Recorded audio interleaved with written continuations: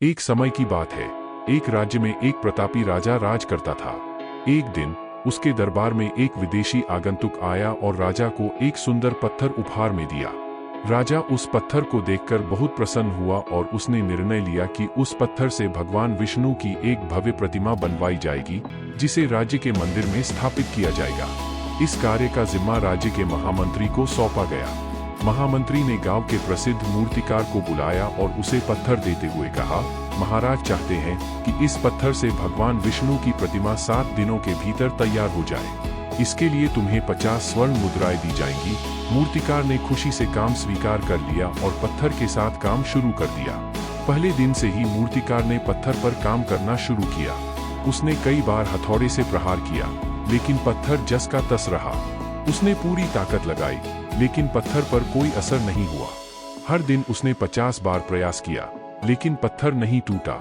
7 दिन बीतने के बाद मूर्तिकार ने सोचा कि अब और प्रयास करने का कोई फायदा नहीं है। उसने पत्थर लेकर महामंत्री के पास जाकर कहा कि यह पत्थर तोड़ना असंभव है और भगवान विष्णु की प्रतिमा नहीं बनाई जा सकती। महामंत्री को राजा का आदेश पूरा करना था, इसलिए उसने पत्थर को एक साधारण से मूर्तिकार को सौंपा।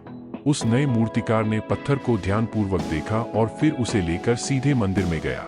वहां उसने हथौड़ा उठाया और एक बार में ही पत्थर को तोड़ दिया। पत्थर टूटते ही वह मूर्तिकार काम में जुट गया और भगवान विष्णु की प्रतिमा का निर्माण शुरू कर दिया। महामंत्री और राजा ने मूर्तिकार की मेहनत और कौशल को सराहा। वहीं पहले मूर्तिकार को देखकर महामंत्री सोचने लगा कि काश उसने एक अंतिम प्रयास और किया होता तो शायद उसे सफलता मिल जाती और 50 स्वर्ण मुद्राओं का हकदार बनता। इस कहानी से हमें यह सीखने को मिलता है कि जीवन में कभी भी हार मानने से पहले अंतिम प्रयास जरूर करना चाहिए। कई बार जब हम किसी कार्य या समस्या का समाधान नहीं खोज पाते तो हम हार मान लेते हैं, लेकिन एक और प्रयास करने पर सफलता मिल सकती है। हमारी अंतिम कोशिश ही हो सकती है जो हमें सफलता की ओर ले जाए।